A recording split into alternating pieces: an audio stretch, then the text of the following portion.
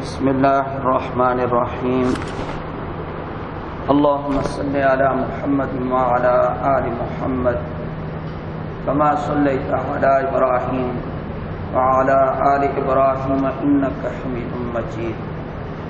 اللهم بارك على محمد وعلى آل محمد كما باركت على إبراهيم وعلى آل إبراهيم إنك حميد مجيد. وعن أبي هريرة رضي الله عنه قال قال رسول الله صلى الله عليه وسلم كل عمل ابن آدم يضاعف الحسنة بعشر أمثالها إلى 700 ضعف. قال الله تعالى إلا الصوم فإنه لي وأنا أجزي به يدع شهوته وطعامه من أجلي. حضرت ابو ہریرہ رضی اللہ تعالی عنہ سے روایت ہے کہ رسول اللہ صلی اللہ علیہ وآلہ وسلم نے ارشاد فرمایا، ابن آدم کا بیٹا یعنی اولاد آدم کا عمل اس کو بڑھایا جاتا ہے، ہر عمل کو بڑھایا جاتا ہے، اور یہ کتنے گنا بڑھتا ہے؟ فرمایا الحسنۃ بعشر امثالھا، ایک نیکی 10 گنا تک بڑھتی ہے. ہر نیکی ایک نماز پڑھنے پر 10 نماز پڑھنے کا ثواب، اسی طرح ایک مرتبہ کلمہ طیبہ پڑھنے پر 10 مرتبہ کلمہ پڑھنے کا ثواب. ہر نیکی کو کم سے کم 10 گنا بڑھایا جاتا ہے. الی 700 ضعف، کہاں تک؟ فرمایا 700 گنا تک. جتنا اخلاص ہوگا اللہ تعالیٰ اتنا اجر اس میں بڑھا دے گا، اضافہ ہوتا جائے گا. قال اللہ تعالی، اللہ نے فرمایا ایک عمل ایسا ہے کہ اس کا یہ قاعدہ نہیں ہے، نہ 10 گنا نہ 700 گنا، بلکہ اس کا ضابطہ ہی اور ہے. وہ کون سا عمل ہے؟ الا الصوم، مگر روزہ. روزے کا اجر کتنا ہے؟ اللہ نے فرمایا روزے کا اجر میں نہیں بتاتا. روزے کا اجر اللہ نے بتایا ہی نہیں، اتنا کہہ دیا فإنہ لی وأنا أجزی بہ، بے شک روزہ میرے لیے ہے اور میں خود ہی اس کا بدلہ ادا کروں گا، اس کی جزا میں خود دوں گا، فرشتے اس کی جزا نہیں دیں گے. باقی اعمال کے بارے میں محدثین نے لکھا ہے کہ حج کا ثواب اس کو دے دو، یہ نماز کا ثواب دے دو، اس کو صدقے کا ثواب دے دو، اس کو ذکر کا ثواب دے دو، لیکن روزے داروں کو اللہ تعالیٰ خود اجر عطا فرمائے. وَأَنَا أَجْزِي بِهِ، اس لیے اور روزہ بھی رمضان کا روزہ فرمایا یہ تو فرض ہے، اس کا اجر تو بہت زیادہ ہے. یادہ شہوتہ وطعامتہ من اجلی، وجہ یہ ارشاد فرمائی روزے دار اپنی خواہش کو، اپنے کھانے کو میری وجہ سے چھوڑتا ہے. آج ہم 16 گھنٹے کا انشاءاللہ روزہ رکھیں گے، اور 16 گھنٹے میں ایک قطرہ پانی کا اندر نہیں جائے گا، ایک لقمہ بھی اندر نہیں جائے گا انشاءاللہ العزیز. یہ روزہ صرف ایک دن کی بات نہیں، پورے رمضان کی بات ہے. تو اللہ تعالیٰ اس بات پر خوش ہیں کہ اپنی چاہت کو اور اپنے کھانے کو میری وجہ سے اس نے چھوڑ دیا ہے. من اجلی کا کیا مطلب ہے؟ کہ میری وجہ سے چھوڑ دیا ہے.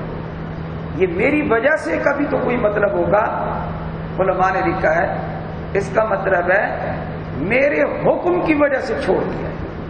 من اجلی کا مطلب ہے میرے حکم کی وجہ سے چھوڑ دیا. میں نے بندے کو حکم دیا، اس نے مان لیا، اس پر اللہ تعالیٰ خوش ہے. للصائم فرحتان، روزے دار کو 2 خوشیاں حاصل ہوتی ہیں، فرحۃ عند فطرہ وفرحۃ عند لقاء ربہ. ایک خوشی ہوتی ہے جب وہ روزہ افطار کرتا ہے، اس وقت خوشی کیا ہوتی ہے اس کی تقریر میں علماء نے دو قول ذکر کیے. ایک یہ ہے کہ افطار کے وقت خوش ہوتا ہے کہ اللہ تعالیٰ نے جو میرے اوپر آج کا روزہ فرض کیا تھا وہ مکمل ہو گیا ہے الحمدللہ. بعض یہ کہتے ہیں کہ تبھی خوشی مراد ہے. آدمی پورا دن رکا رہتا ہے, شام کو ٹھنڈا ٹھنڈا شربت بہترین کھانے اس کو مل جاتے ہیں تو تبھی خوشی اس کو حاصل ہوتی ہے. فرمایا یہ تو ہے افطار کے وقت خوشی. دوسری خوشی وفرحۃ عند لقاء ربہ, جب یہ قیامت کے دن اپنے رب سے ملے گا اور اللہ اس کو اجر سے نوازے گا, اس وقت اس کو بڑی خوشی ہو.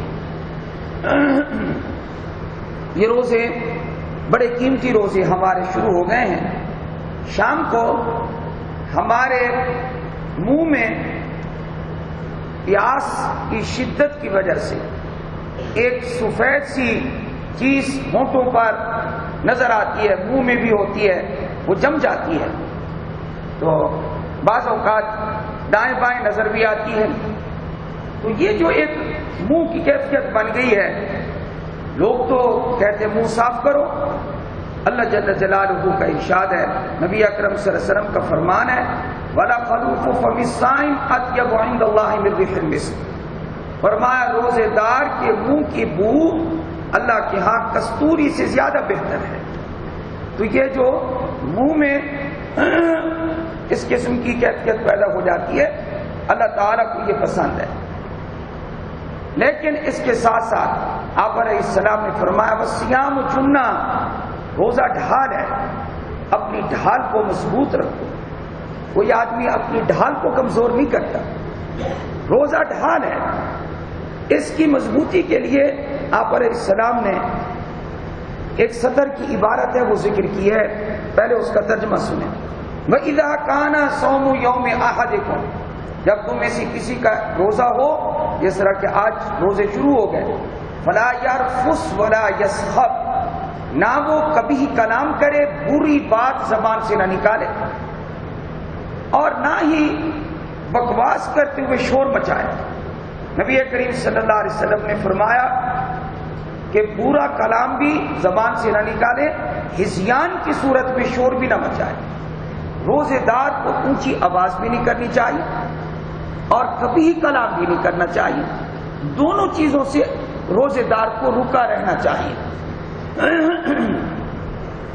ایک اور صورت ہے, آدمی خود تو رک جائے, لیکن اگر کوئی گالی دے یا لڑنا چاہے, فَإِنْصَابَهُ أَحَدٌ أَوْ قَاتَلَهُ, اگر اس سے کوئی ایک اس کو برا بھلا کہے یا اس سے لڑنے کا ارادہ کرے, فَلْيَقُلْ إِنِّي امْرُؤٌ صَائِمٌ, اس کو اتنا کہہ دے کیا بھائی میں ایک روزے دار مرد ہوں, روزے دار آدمی ہوں, لہذا میں تم سے نہیں لڑ سکتا, میں تمہاری گالی کا کوئی جواب نہیں دے سکتا. لیکن میں نے اس ایک سطر میں غور کیا ہے, آپ علیہ السلام نے روزے کی حفاظت کے لیے ایک عمل پر بہت زور دیا ہے. کبھی کلام نہ کرے, شور نہ مچائے, کوئی لڑنا چاہے تو کہہ دے میں روزے دار ہوں. اس پوری عبارت میں آپ صلی اللہ علیہ وسلم نے کس عمل پر ہمیں متنبہ کیا ہے, وہ یہ ہے کہ روزے دار کو چاہیے کہ اپنی زبان کی حفاظت کرے, زبان کی حفاظت کرے. آپ صلی اللہ علیہ وسلم یہ فرمائے روزہ رکھ کر جھوٹ بولتا رہے, غیبت کرتا رہے, چغلی کھاتا رہے, وہ روزہ کیا روزہ ہوگا. کھانا چھوڑ دیا, 16 گھنٹے ہیں پاکستان میں, یہ روزہ 16 گھنٹے کا ہے, تو 16 گھنٹے ہم نے کھانا پینا چھوڑ دیا, لیکن غیبت نہ چھوڑی, ہم نے جھوٹ نہ چھوڑا, ہم نے چغلی نہ چھوڑی, ہم نے کہ کلام پوری باتیں زبان سے نکالی ہم نے.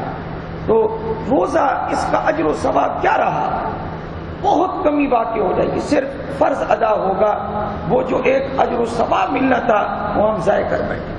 اس لیے زبان کا روزہ رکھیں.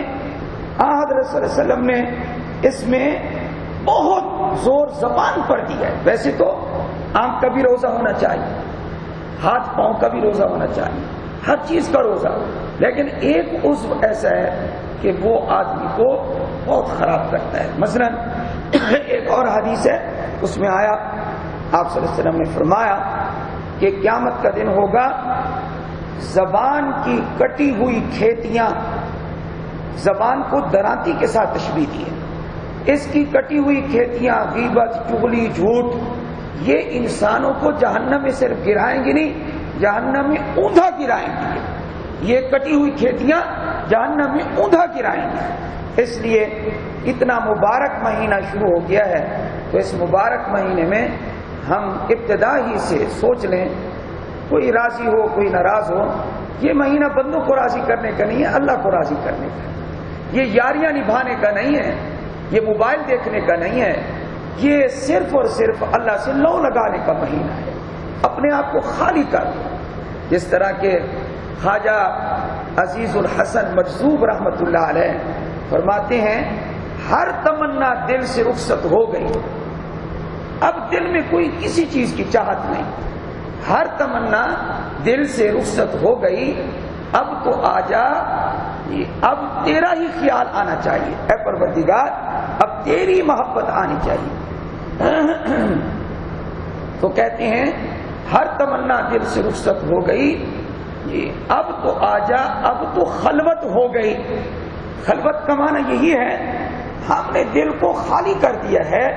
اے پروردگار جب ہر چیز سے ہم نے دل کو خالی کر دیا، اب ہمارے دلوں میں اپنی محبت ڈال دیں اور اپنی عظمت ڈال دیں. یہ مہینہ دوستوں کے ساتھ گپ شپ لگانے کا نہیں ہے، یہ بس خیر خیریت پوچھنے کا ہے. کوئی بیمار ہے تو اس کو پوچھیں، یہ دوستوں کے ساتھ اچھی گفتگو تو کریں، لیکن وہ جو ہم 11 مہینے کرتے رہے وہ اب نہ کریں.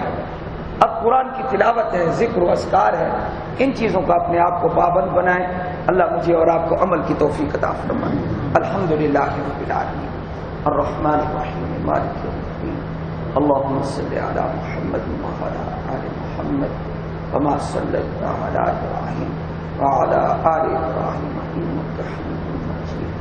اللهم بارك على محمد وعلى آل محمد كما باركت على إبراهيم وعلى آل إبراهيم إنك حميد مجيد. اللهم اكفنا بحلالك عن حرامك وأغننا بفضلك عمن سواك. یا اللہ رمضان میں ہماری بخشش فرما، ہمارے والدین کی بخشش فرما، ہمارے اعزاء و اقارب کی بخشش فرما، جمیع اساتذہ کرام کی بخشش فرما، مشائخ اعظام کے درجات کو بلند فرما. اے اللہ کل مسلمانوں کی مغفرت فرما. یا اللہ بچوں کی، جوانوں کی، بوڑھوں کی، مردوں کی، عورتوں کی، سب کی مغفرت فرما. اے اللہ اے اللہ اے اللہ فلسطین اور شام کے مسلمانوں کی مدد و نصرت فرما. اللهم انصر الاسلام والمسلمین، اللهم اعز الاسلام والمسلمین، اللهم قوِ الاسلام والمسلمین، اللهم اید الاسلام والمسلمین. اے پروردگار ہماری جتنی زندگی بھر کی خطائیں ہیں، لغزشیں ہیں، صغائر ہیں، کبائر ہیں، علانیہ ہیں، ظاہرہ ہیں، اے پروردگار وہ جو ہم جانتے ہیں اور وہ جو ہم نہیں جانتے اور تو جانتا ہے، اے اللہ ہماری تمام خطاؤں کو معاف فرما. اے پروردگار رمضان کی قدر کی توفیق نصیب فرما. اے اللہ رات کی عبادت اور دن کے روزے کی سب مسلمانوں کو توفیق نصیب فرما. یا اللہ بیماروں کو شفاء کاملہ عاجلہ مستمرہ نصیب فرما. اے اللہ اس مسجد کو، تمام مساجد کو اور تمام مدارس دینیہ کو، علماء کو، طلباء کو یا اللہ اپنی حفاظت اور اپنی رضا نصیب فرما. اے اللہ ہر مسلمان کی عزت آبرو و مال جان کی حفاظت فرما. یا اللہ بے روزگاروں کو رزق حلال طیب نصیب فرما. اللهم انا نسألك الحج والعمرة مرة بعد مرة وكرة بعد كرة. اللهم انا نسألك عمرة في كل رمضان وفي هذا رمضان. اللهم انا نسألك الحج في كل عام وفي هذا العام. وصلى الله تعالى على حبيب خير خلقه محمد وعلى آله وأصحابه وأهل بيته وأزواجه أجمعين برحمتك يا أرحم الراحمين.